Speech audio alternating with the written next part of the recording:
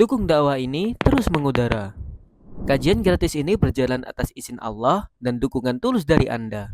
Bersama kita sebarkan kebaikan seluas-luasnya. Yuk jadi bagian dari tim kebaikan kami dengan mendukung operasional dakwah.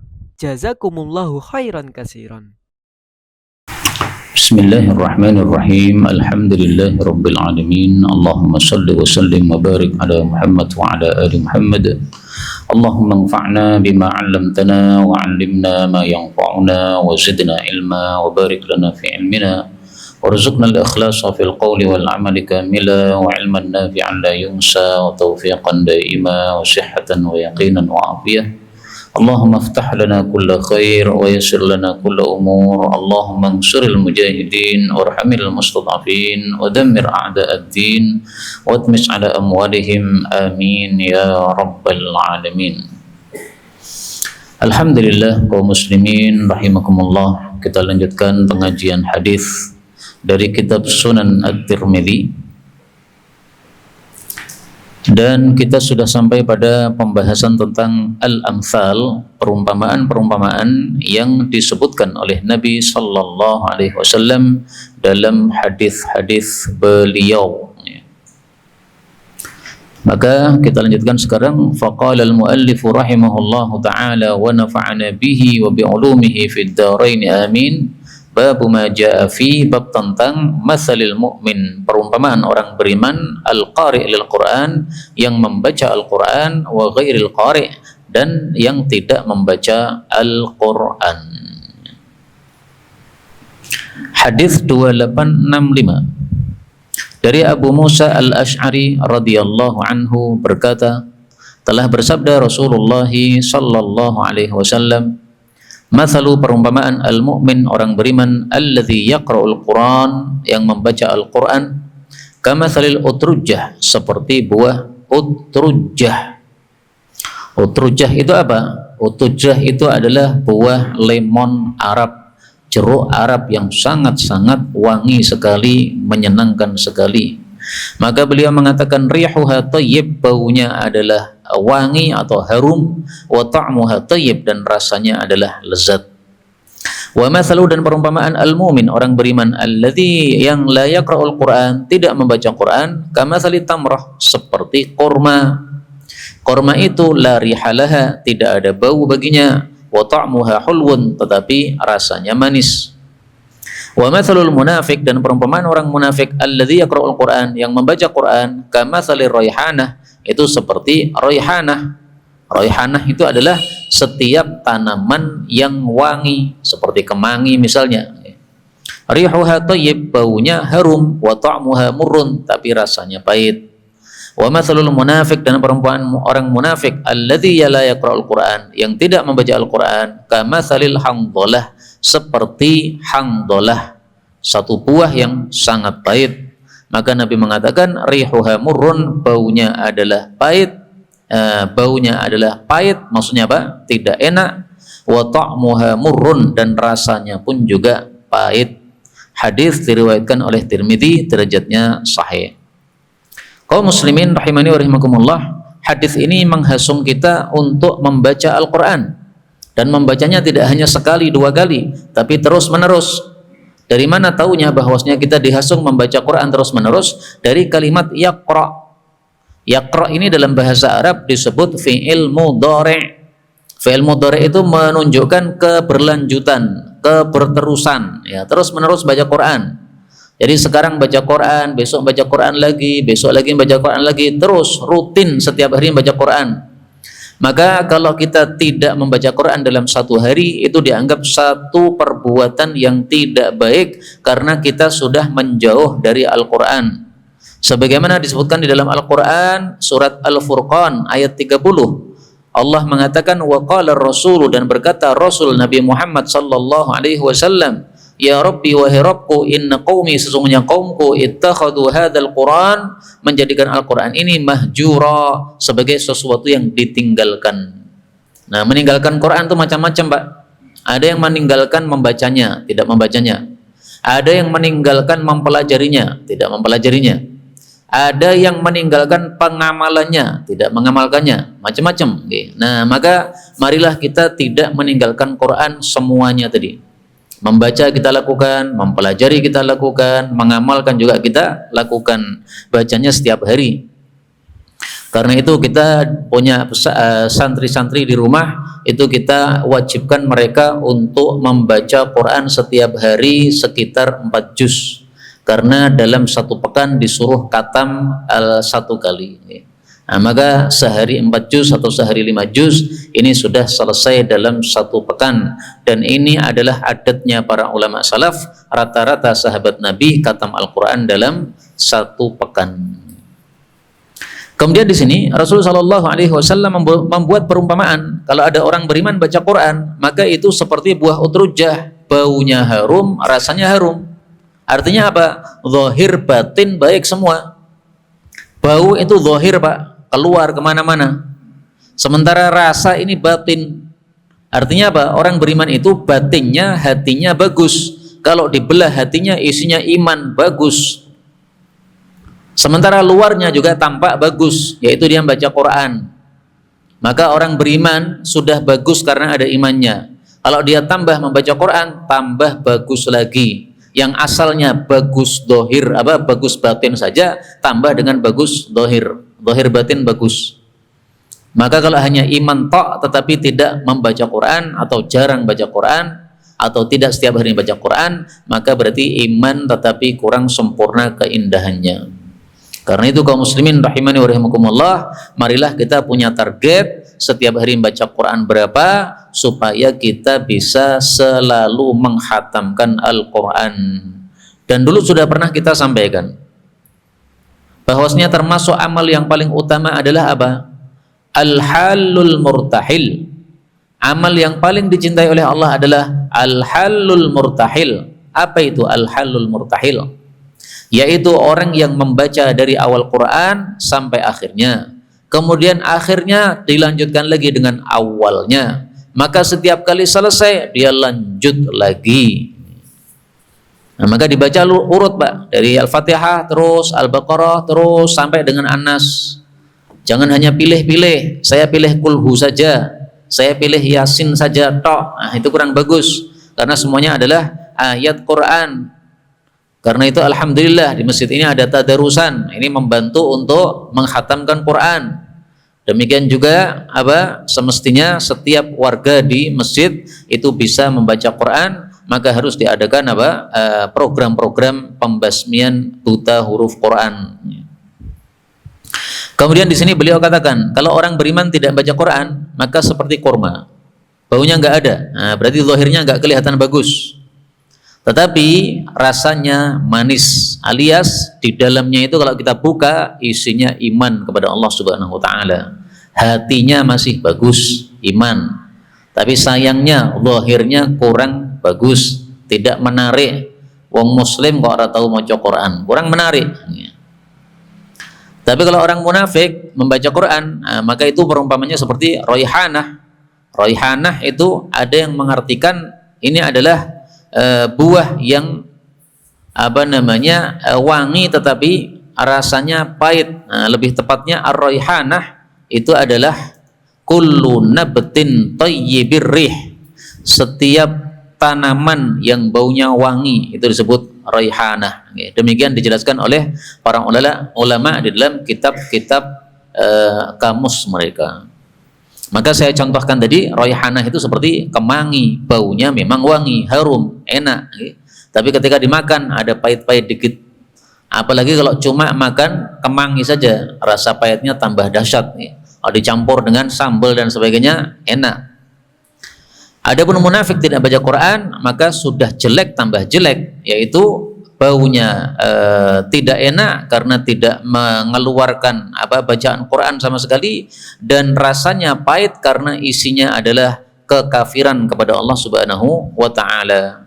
Sama dengan orang-orang musyrik ya, mereka itu adalah isinya kekafiran, kenajisan. Allah mengatakan innamal musyrikuna najas. Sesungguhnya orang-orang munafik, orang-orang musyrik itu adalah orang-orang yang najis. Yang dimaksud najis di sini adalah najisun qulubuhum, najis hati mereka. bisyirki, dengan sebab syirik. Wa kadza al munafiqun, demikian juga orang-orang munafik.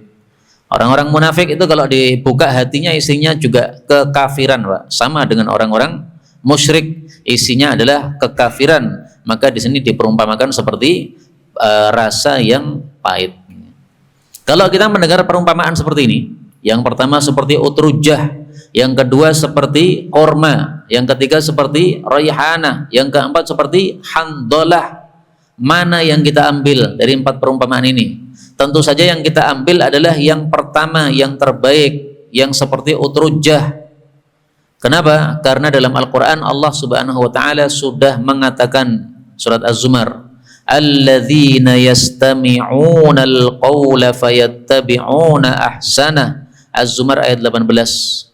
Orang-orang yang mendengarkan ucapan lalu mereka mengikuti yang terbaiknya, itulah orang-orang yang dapat hidayah dari Allah, dan mereka orang-orang yang memiliki pikiran yang bagus. Nah, maka mari kita ambil yang paling baik dari perumpamaan ini, jangan diambil yang terjelek. Kaum muslimin rahimani wa rahimakumullah, Allah mengatakan la yukallifullahu nafsan illa wus'aha. Allah tidak membebani seseorang selain sesuai kemampuannya. Karena itu panjenengan tidak harus seperti santri tadi, khatam Quran setiap 7 hari, gak harus, sesuai kemampuan saja. Misalnya kemampuannya 1 hari 1 juz, alhamdulillah, berarti sudah selesai khatam dalam 1 bulan. Ini termasuk perkara yang penting, Pak. Saya dulu ketika masih santri saja, tidak ada yang membimbing saya untuk khatamkan setiap bulan. Tidak ada yang membimbing saya untuk khatamkan setiap pekan. Tapi alhamdulillah Allah kasih taufik sehingga Allah memunculkan dalam hati saya keinginan untuk mengkhatamkan setiap bulan. Alhamdulillah, tanpa ada yang membimbing, tanpa ada yang menghasung, tapi langsung dari Allah Subhanahu wa Ta'ala. Karena saya lihat teman-teman semuanya waktu itu tidak ada yang membiasakan diri mengkhatamkan Al-Quran 1 bulan. Nah, ini sebenarnya sebuah kekurangan kalau di pesantren tidak dihasung santri-santrinya untuk mengkhatamkan setiap bulan atau setiap pekan. Ini satu kekurangan yang perlu kita perbaiki dari pesantren-pesantren yang ada. Berikutnya 2866 dari Abu Hurairah radhiyallahu anhu, Rasul sallallahu alaihi wasallam bersabda, "Matsalul mu'min, perumpamaan orang beriman, kamatsaliz zar'i, seperti tanaman bawah." Tanaman bawah itu seperti padi dan sebagainya itu, Pak, yang tidak berdiri tegak, tidak pakai batang itu. La tazalur riyah, tidak henti-hentinya angin-angin itu, tufayyi'u, mendoyongkannya. Jadi terkena angin, kadang ke kanan, kadang ke kiri, lemah mereka.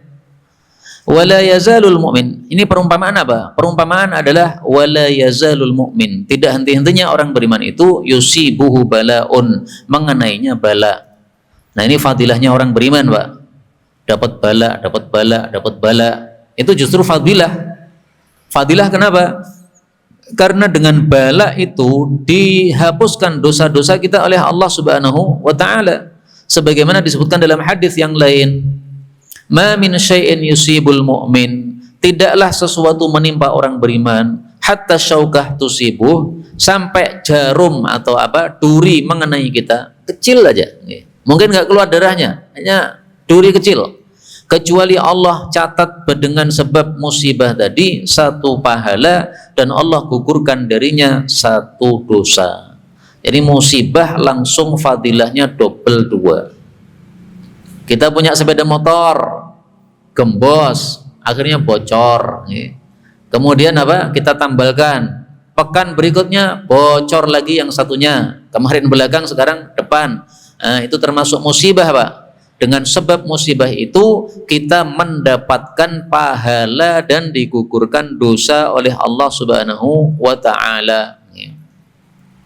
Karena itu kaum muslimin rahimani wa rahimakumullah, kalau kita mendapatkan musibah, hendaklah kita ingat hadis ini, ada 2 fadilah sekaligus, sehingga kita tidak ngersulo terhadap musibah yang diberikan oleh Allah Subhanahu wa Ta'ala. Sekarang orang munafik, perumpamaannya apa? Wa matsalul munafik, perumpamaan orang munafik, matsalu syajaratil arzi, seperti pohon pinus. Tahu pinus ya? Tinggi, tegak, kena angin nggak goyang-goyang saking kuatnya. la tahtazzu, maka dia tidak bergerak, hatta tustahsad, sampai dia diketam atau dipotong. Perumpamaannya apa? Perumpamaannya orang munafik itu tidak pernah dihapuskan dosanya oleh Allah Subhanahu wa taala. Jadi jarang mereka sakit, jarang mereka dapat musibah, badannya sehat-sehat, segar-segar. Berarti apa? Dosanya lengkap. Nah, kalau sudah dosanya lengkap, ketika dibantai oleh Allah Subhanahu wa taala, datang waktu kematian, maka sempurna dosanya. Sama dengan pohon pinus tadi, ditunggu sampai gedenya. Kalau udah gede, cocok untuk ditebang, baru ditebang. Kalau belum gede, belum ditebang. Sama juga orang munafik tadi, kalau belum sempurna dosanya, ditunggu sampai sempurna dulu. Kalau sudah, baru dimatikan oleh Allah Subhanahu wa taala, membawa dosa yang sangat banyak. Kalau guru saya mengatakan seperti sate, tidak akan dibakar, dipanggang, kecuali tusukannya satenya tadi sudah penuh dengan daging, Pak. Baru satu daging nggak mungkin dipanggang, kurang akeh dosamu. Nah, kalau sudah penuh dosanya baru kemudian dipanggang. Ini mirip dengan apa? Perumpamaan yang dibuat oleh Nabi Muhammad sallallahu alaihi wasallam. Karena itu kalau dalam 1 tahun kok kita tidak sakit belas, itu hati-hati, Pak. Dalam 1 tahun tidak sakit belas, kita harus apa? Hati-hati. Karena kita temukan hadis yang menunjukkan itu adalah termasuk tanda ahli neraka. Apa hadisnya? Dalam kitab Adabul Mufrad,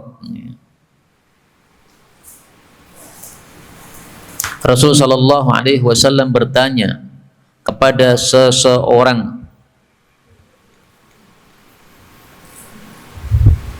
bahwasanya dia tidak pernah sakit sama sekali. Maka beliau di akhir hadis mengatakan ini adalah ahli nar. Nah, ini Pak hadisnya, Pak. Dari Abu Hurairah radhiyallahu anhu, datang seorang Arab Badui mengatakan, "Ya Rasulullah." Rasulullah bertanya kepada dia, "Apakah kamu telah pernah mengalami ummu mildam?" Maka dia bertanya, ummu mildam itu apa? Harrun bainal jildi wal lahmi. Panas yang terjadi antara kulit dengan daging. Ini kulit kita, belakangnya ada daging kita. Nah, ada panas marasuk di situ, demam. Maka dia mengatakan, enggak, saya enggak pernah demam. Maka Rasulullah bersabda lagi, "Fahal sudi'ta?" Apakah kamu pernah pusing kepala? Sudah pusing kepala. Maka dia bertanya, sudah itu apa? Saya enggak tahu. Maka beliau menjawab, yaitu satu angin yang masuk dalam kepala, kemudian mengenai urat-urat yang ada di dalamnya, akhirnya geliyang-geliyang pusing. Kemarin saya juga pusing, Pak. Ngajar tuh sampai merasanya mau jatuh-jatuh seperti apa? Gempa. Padahal nek apa-apa, kurang ngopo nih. Nah, ternyata itu adalah sudah. Maka dia mengatakan tidak pernah saya sudah. Maka ketika orang itu pergi, beliau mengatakan, barang siapa yang senang untuk melihat kepada seorang yang calon ahli neraka, silahkan melihat kepada orang ini nggak pernah sakit sama sekali, demam nggak pernah, pusing nggak pernah. Dalam setahun harus ada pada diri kita penyakit yang mengenai kita, kepala pusing atau giginya sakit atau keluar jerawatnya, keluar darah akhirnya, apalagi Pak, kepilek, apalagi batuk, apalagi demam, apalagi gatal-gatal, kudisan dan sebagainya. Pokoknya harus ada sedikit dari penyakit yang menimpa kita, bukan penyakit-penyakit yang mengerikan ya, tapi penyakit-penyakit rutinan manusia. Dalam setahun itu biasanya ada saja satu penyakit yang mengenai. Itu adalah apa? Itu adalah tanda baik insyaallah taala, karena Allah ingin menggugurkan dosa-dosa kita. Nah, di sini ummu mildam dia nggak pernah mengalami. Ummu mildam adalah apa? Al-humma, demam, nggak pernah mengalami. Kemudian sudah, dia juga tidak pernah mengalami. Akhirnya kata Nabi, ini ahli neraka ini ya, karena ini adalah penyakit tahunan yang biasa mengalami manusia, dialami oleh manusia, termasuk batuk dan sebagainya tadi. Karena itu kalau dalam setahun kita mengalami batuk, ucapkan apa? Alhamdulillah. Watuk alhamdulillah, Pak. Oh ya, ini menggugurkan dosa-dosa. gatel-gatel, alhamdulillah, menggugurkan dosa-dosa. Mata minus, ini insya Allah juga menggugurkan dosa-dosa. Ini karena termasuk penyakit ini, ya, melihat tidak jelas kecuali dengan kaca, ya kan? Ini termasuk satu musibah, karena musibah itu definisinya sesuatu yang tidak disenangi oleh manusia. Berikutnya 867 dari Ibnu Umar radhiyallahu anhuma, bahwasanya Rasul sallallahu alaihi wasallam bersabda, inna sesungguhnya minas syajari, dari beberapa pohon, syajaratan ada satu pohon, la yasqutu waraquha, yang tidak pernah gugur daunnya. Artinya apa? Artinya tidak pernah mengganggu orang, Pak. Kalau pohon itu gugur terus daunnya, maka ini mengganggu banyak orang, ngotori tempat. Dulu di kampung saya itu ada talok banyak, Pak, tapi dibabat oleh orang-orang. Kenapa? Talok ini mengganggu terus. Setiap hari menggugurkan daunnya banyak lagi. Kemudian daunnya tidak hanya mengenai bawah pohon karena terkena angin, kemudian tersebar kemana-mana, akhirnya dibunuh sekarang. Gang saya kan namanya Gang Talok 1, tapi taloknya serane blas, karena semuanya memotong pohon talok tadi. Wahia, dan pohon itu, matsalul mukmin, seperti orang beriman. Haditsuni mahia, silahkan sampaikan kepada saya, pohon itu kira-kira pohon apa? Nah, jadi Nabi membuat tebak-tebakan, kuis, tapi tanpa hadiah, Pak.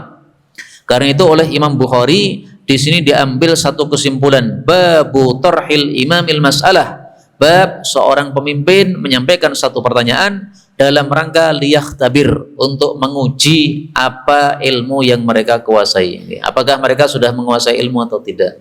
Nah, maka Nabi belum pernah menyampaikan masalah ini, kemudian ditanyakan kepada para sahabat.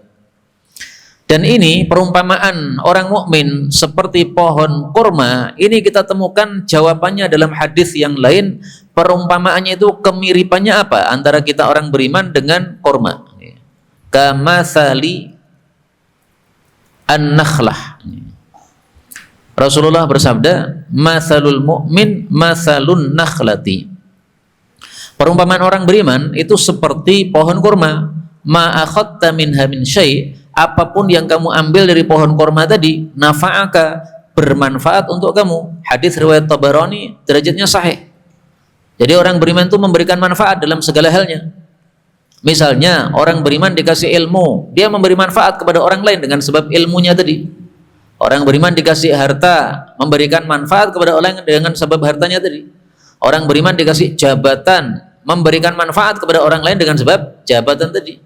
Tidak malah kemudian menggunduli hutan dan sebagainya, akhirnya menimbulkan malapetaka yang besar. Kemudian malah tidak mengakui perbuatan salahnya, masih membela diri. Nah, kurang ngajarnya bukan main, itu bukan sifat orang beriman yang sempurna. Maka yang dimaksud di sini perumpamaan orang beriman yaitu yang beriman sempurna. Apapun dari dia kita ambil pasti bermanfaat. Jabatannya manfaat, hartanya manfaat, ucapannya manfaat, perbuatannya manfaat. Seperti kurma juga begitu, dari atas sampai bawah itu bisa diambil manfaatnya. Biji kurma itu bisa dimanfaatkan, Pak, untuk pengobatan, bisa. Akarnya pohon kurma bisa dimanfaatkan, batangnya bisa, kulitnya bisa, apapun ya dari kurma itu semuanya bermanfaat. Kemudian perawi hadis yaitu Ibnu Umar mengatakan, maka orang-orang pun memikirkan tentang pohon-pohon yang ada di badiah-badiah, di pedesaan. Jadi mereka terbersih dalam hati mereka, dalam benak mereka, ini pasti yang dimaksud Nabi adalah pohon yang yang ada di desa-desa. Karena waktu itu Nabi belum menjelaskan bahwa itu pohon kurma. Wa waqa'a fi nafsi, sedangkan terbersih dalam hati saya, annahan nakhlah, bahwasanya pohon yang dimaksud Nabi adalah pohon kurma. Ternyata betul Nabi SAW bersabda, hiyan nakhlah, itu adalah pohon kurma. Fastahyaitu an aqul, tapi sayangnya saya malu untuk mengucapkan. Nah, pertanyaannya kenapa dia malu untuk mengucapkan? Ini ada jawabannya dalam hadis yang lain, Pak.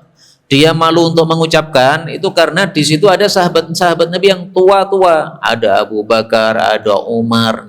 Sementara Ibnu Umar ini masih anak-anak, dia masih muda. Dia malu menjawab sementara ada orang-orang tua. Jadi ini sifat yang baik di mana seorang anak muda malu terhadap orang-orang tua. Jadi tidak enak hati kalau dului orang-orang tua, seolah-olah kurang sopan kepada orang-orang tua. Orang-orang tua saja diam, kenapa engkau malah menjawab? Tapi sebenarnya untuk bab ilmu, ini pertanyaannya untuk semuanya, nggak ada masalah. Seperti pengajian seperti ini kan umum Pak yang mendengarkan, ada yang tua, ada yang muda. Seandainya saya membuat satu pertanyaan, yang tua-tua diam, tidak ada masalah, yang muda menjawab, nggak apa-apa. Karena Nabi tidak mengkhususkan ini khusus yang tua saja yang menjawab, tidak begitu. Kemudian Abdullah ini berkata, fahaddatsu Umar, lalu saya ceritakan kepada bapak saya Umar dengan apa yang terbersit dalam hati saya, tapi saya tidak mau menyampaikan tadi karena malu. Maka Umar berkomentar, sungguh bahwasanya kamu tadi mengucapkannya lebih saya sukai daripada saya mendapatkan ini dan itu alias harta yang banyak. Nah, ini wajar Pak, seorang bapak senang kalau anaknya unggul. Nah, maka kata Umar, mestinya kamu tadi pas kamu mengetahui jawabannya kamu sampaikan, tidak usah malu-malu. Kalau kamu tadi seandainya kamu menyampaikan, maka saya pasti sangat senang sekali, lebih senang daripada punya kekayaan ini, punya kekayaan itu, ya lebih senang kalau anak saya cerdas sebagaimana apa yang diharapkan oleh setiap bapak anaknya cerdas seperti itu. Dan dari sini kita ambil pelajaran bahwasanya kepahaman terhadap ilmu itu bertingkat-tingkat. Ibnu Umar pemahamannya sangat cerdas, sempurna, sehingga begitu mendengar pertanyaan langsung pikirannya kepada sesuatu yang tepat. Kalau orang-orang jawabannya salah, ini menunjukkan keenceran otaknya Ibnu Umar atau kecerdasannya Sayyidina Ibnu Umar radhiyallahu taala anhu. Makanya wajar ketika dewasa nantinya Ibnu Umar itu menjadi seorang ulama di antara sahabat Nabi yang terkenal sebagai ulama, membawa hadis yang sangat banyak. Ada 6 sahabat Nabi yang hadisnya paling banyak. Siapa saja? Pertama Abu Hurairah, semuanya sepakat hadisnya terbanyak, meriwayatkan 5.000 hadis. Kemudian Aisyah istri Nabi, jelaslah hadisnya banyak. Setiap hari ketemu Nabi SAW sebagai suaminya. Dan kamarnya kan Aisyah di samping masjid, ya, sehingga Nabi setiap hari ketemu dengan Aisyah. Kemudian Anas, wajarlah dia sebagai pembantu Nabi Muhammad SAW. Kemudian Ibnu Umar tadi, wajar, kenapa? Dia cerdas. Kemudian Ibnu Abbas, wajar juga karena dia haus ilmu, sehingga hadisnya sangat banyak. Ini sudah berapa? 1, 2, 3, 4, 5. Kurang 1 Jabir. Ada satu lagi yang menambahi Abu Sa'id Al-Khudri, berarti 7 atau 6. Kalau 6 maka Abu Sa'idnya ini dihapus, kalau 7 Abu Sa'idnya ini ditambahkan. Ini sahabat-sahabat Nabi yang terkenal sebagai mukthir. Mukthir itu banyak meriwayatkan hadis, hadisnya sampai alaf itu 1000 lebih. Jadi kalau 1000 lebih disebut mukthir, banyak meriwayatkan hadis. Tapi kalau di bawah 1000 itu dianggap masih biasa riwayat hadisnya.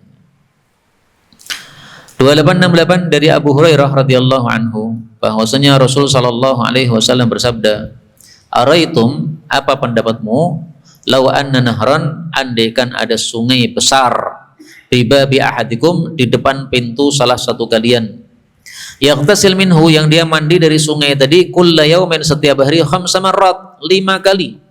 Mandi 5 kali Pak sehari Pak. Hal ya pokok, apakah tersisa min daronihi, dari kotorannya, dari bolotnya, syai'un, sesuatu. Qalu, mereka menjawab, la ya pokok, tidak akan tersisa min daronihi, dari kotorannya, syai'un, sesuatu pun. Qala, beliau mengatakan, fadzalika, maka hal itu mathalus salawatil khamsi, seperti salat 5 waktu. Yaitu apa? Yamhullahu, Allah menghapus bihina, dengan salat 5 waktu tadi, al khataya, dosa-dosa. Dosa-dosa di sini menurut al-jumhur itu adalah apa? Dosa-dosa kecil. Menurut al-jumhur adalah as-saghair, dosa-dosa kecil. Waqila, ada juga yang mengatakan al-kabair aidha, dosa-dosa besar pun juga. Tapi pendapat yang masyhur, dosa-dosa kecil saja yang bisa menghapuskan, yang bisa dihapuskan dengan salat 5 waktu. Kalau dosa besar bagaimana? Harus tobat Pak, taubatan nasuha. Tapi kalau dosa kecil bisa dihapus dengan amal soleh. Baca Quran, dosa kecilnya terhapus. Sedekah, dosa kecilnya terhapus. Membaca tasbih atau zikir, wirid, dosa kecilnya terhapus. Sholat jamaah, dosa kecilnya terhapus. berangkat ke masjid, sholat dosa kecilnya terhapus, hadir pengajian, kemudian mengamalkan isinya, dosa kecilnya terhapus. Ini karena apa? Dosa-dosa kecil dengan izin Allah bisa bisa dihapus dengan amal-amal yang soleh. Dan itu kita temukan dalam hadis yang lain. Rasulullah Shallallahu Alaihi Wasallam bersabda, "Fa'atbi'ha hasanatan tamhuha." Rasulullah Shallallahu Alaihi Wasallam bersabda, "Idza amilta sayyi'ah," kalau kamu sudah mengamalkan satu keburukan, fa'atbi'ha hasanah, iringi dengan kebaikan, tamhuha, niscaya dia akan menghapusnya. Hadis riwayat Ahmad sahih. Karena itu kaum muslimin rahimani wa rahimakumullah, jangan sampai kita meninggalkan salat 5 waktu. Ini fungsinya sangat besar, menghapus dosa-dosa. Dan orang kalau terhapus dosa-dosanya, maka hatinya yang asalnya hitam itu menjadi putih lagi. Dosa itu kan menyebabkan hatinya hitam, Pak. Berbuat dosa sekali, titik hitam, tok. Nah, nanti kalau salat jamaah, hapus. Nanti berbuat dosa lagi, salat jamaah, titiknya tadi dihapus. Akhirnya bersih terus. Maka amal-amal kebaikan jangan kita melakukannya hanya kadang-kadang, tapi kontinyukan. Baca Quran kontinyukan, salat jamaah kontinyukan. Fungsinya ini tadi, setiap dosa yang kita lakukan dihapus. Tapi tolong jangan terkecoh. Terkecoh gimana? Seseorang mengatakan, saya kan tadi sudah salat jamaah, berarti sekarang saya berbuat dosa, terserah saya. Yang penting nanti salat jamaah lagi. Enggak begitu. Kalau meremehkan seperti itu, malah tidak diampuni dosanya oleh Allah. Karena Allah tidak mau mengampuni dosa orang yang meremehkan begitu. Seperti orang munafik itu enggak diampuni dosanya, kenapa? Mereka meremehkan. Mereka anggap dosa itu seperti lalat yang mencelok di hidung, gampang digusah. Tapi kalau orang beriman melihat dosa itu seperti gunung besar, dan dia berada di bawahnya, khawatir dia ditimpuk oleh gunung tadi. Nah, tapi kalau orang munafik meremehkan, sehingga orang yang meremehkan dosa ini malah tidak mendapatkan ampunan dari Allah Subhanahu wa taala. Na'udzubillahi min syarri dzalika. Dan di sini Nabi mengatakan itu adalah seperti sholat 5 waktu. Nah, itunya kembali kemana? Sebagian ulama mengatakan itunya kembali kepada nahrun, sungai tadi. Jadi sungai seperti salat 5 waktu. Sebagian ulama mengatakan kembalinya bukan ke sungai tapi ke yaqtasil, ke mandinya.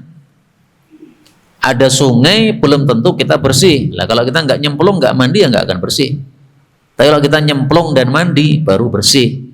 Nah berarti apa? Kalau kita melakukan salat maka baru bersih. Dan Allah sudah menyiapkan penghapus dosa ada 3 macam. Yang pertama penghapus dosa harian, yaitu salat 5 waktu. Yang kedua penghapus dosa pekanan, yaitu Jumatan.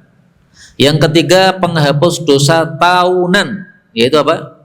Puasa Ramadan. Kalau mau ditambah satu lagi, penghapus dosa bertahun-tahun. Setelah 5 tahun dosa kita dihapus lagi. Setelah 10 tahun dosa kita dihapus lagi. Apa itu? Umrah sampai umrah berikutnya. Umrah tahun 2010, kemudian umrah lagi tahun 2024.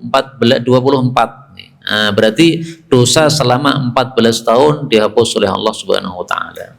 Semoga semua kita bisa haji umrah secara mabrur. Amin ya rabbal alamin. Tidak ada yang mustahil, Pak, bagi Allah Subhanahu wa taala. Enggak usah mengatakan kapan aku umrah, duit raneng. Umrah itu tidak pakai duit, Pak. Umrah itu pakai takdir dari Allah Subhanahu wa taala. Buktinya betapa banyak orang yang banyak duitnya tapi nggak pernah umrah. Bahkan konon ada orang Mekah, tinggal di Mekah, belum pernah haji. Piye kuwi? Kok belum pernah haji? Padahal orang Mekah tinggal masuk aja haji bisa, zaman dulu tanpa ribet-ribet. Ya, kalau sekarang mungkin ada peraturan-peraturan meskipun untuk orang-orang Mekah sendiri.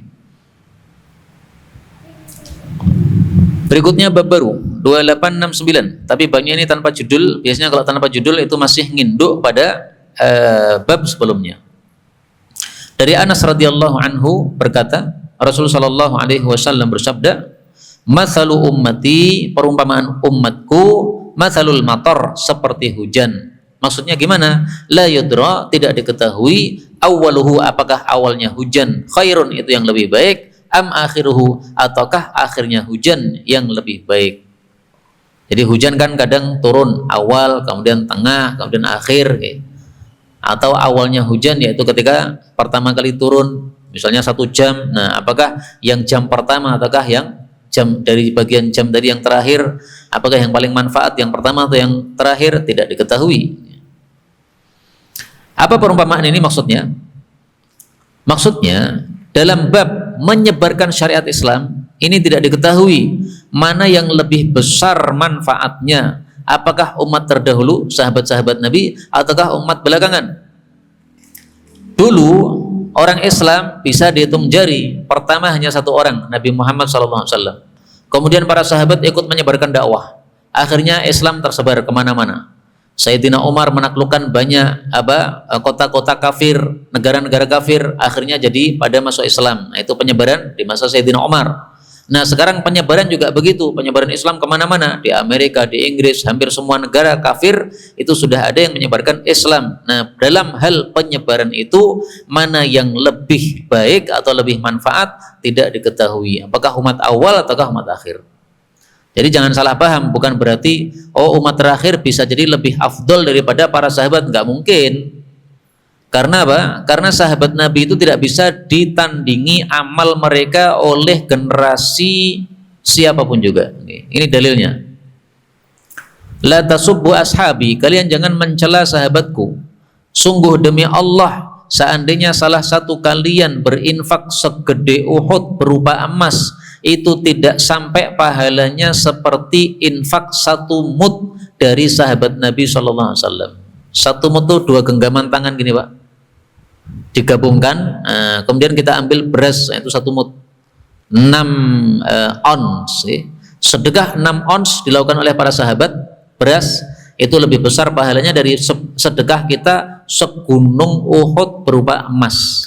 Bayangkan, emas loh Pak, bandingkan dengan apa? Beras harganya berapa sih? 6 ons saja murah ya, mungkin 5.000 atau berapa. Nah, maka di sini kita tidak bisa mengimbangi amalan sahabat-sahabat Nabi Sallallahu Alaihi Wasallam. Nah, sehingga jangan salah paham terhadap hadis yang barusan kita baca. Ini hanya bicara tentang dari sisi manfaat di dalam bathus syariah, di dalam menyebarkan syariat. Nah, manfaatnya lebih banyak yang mana? Apakah para sahabat ataukah umat belakangan, itu tidak diketahui. Allah yang lebih tahu. Tapi kalau dari sisi fadilah, maka tentu saja para sahabat fadilahnya, pahalanya lebih besar daripada umat-umat belakangan. Kemudian kata-kata ummati di sini, umatku, ini yang dimaksud adalah ummatul ijabah. Ummatul ijabah itu siapa? Al-muslimun. Jadi umat Nabi ada 2 Pak.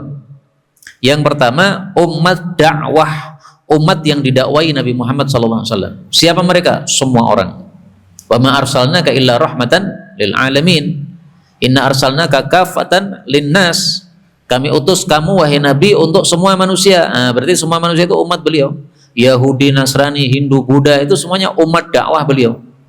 Tapi yang masuk Islam mengikuti ajaran beliau, nah itu yang disebut ummatul ijabah, umat yang mengijabahi beliau. Ada umat yang didakwai beliau, ada umat yang mengijabahi dakwah beliau. Nah, yang dimaksud di sini ummati adalah umat yang mengijabahi beliau. Maka orang-orang kafir nggak masuk di sini ya, orang kafir nggak ada manfaatnya. Berikutnya babu maja'a fi, bab tentang masal ibni Adam, perumpamaan manusia, wa ajalihi, dan usianya, ajalnya, wa amalihi, dan monggo. Masalu apa? Coba dibaca.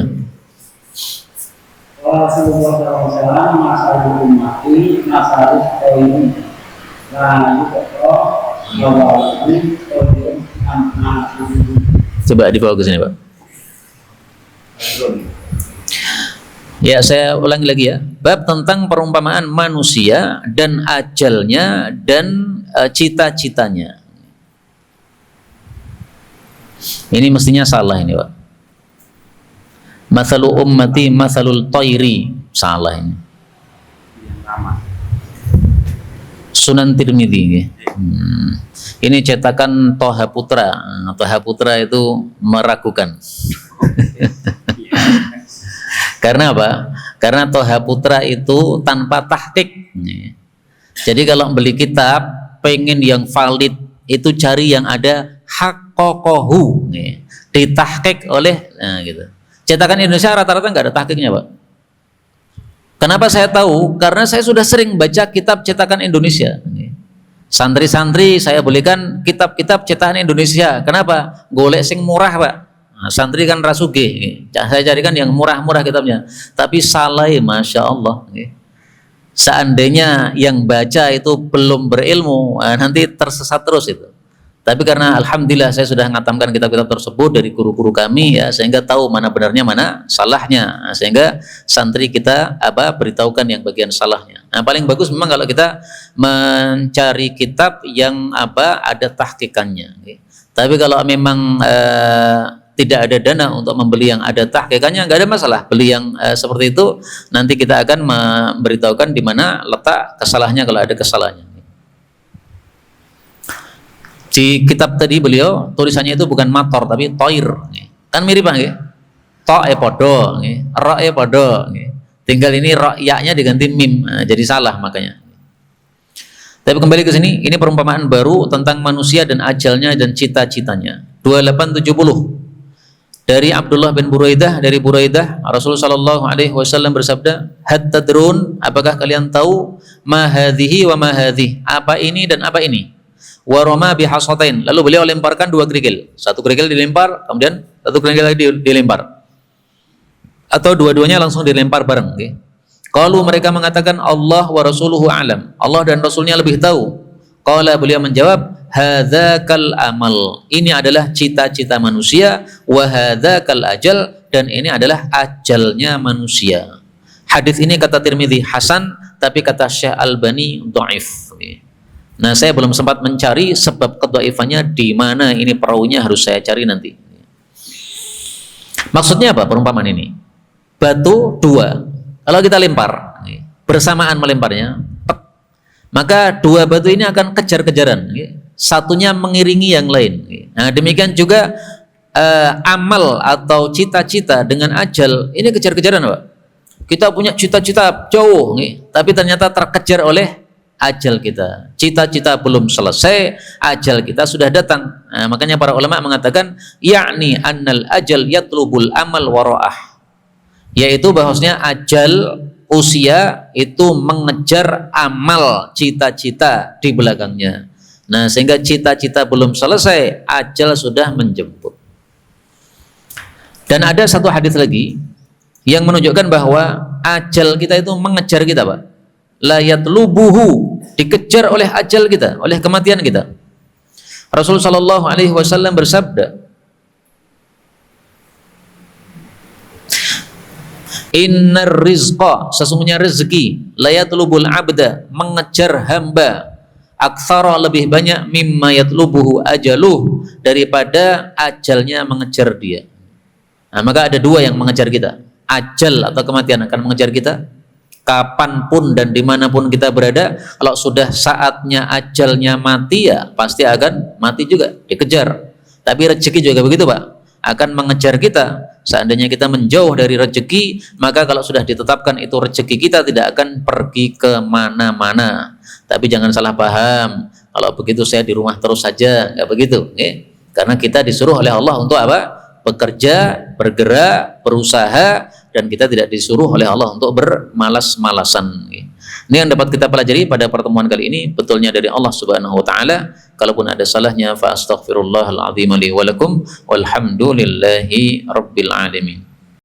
Dukung dakwah ini terus mengudara. Kajian gratis ini berjalan atas izin Allah dan dukungan tulus dari Anda. Bersama kita sebarkan kebaikan seluas-luasnya. Yuk jadi bagian dari tim kebaikan kami dengan mendukung operasional dakwah. Jazakumullahu khairan katsiran.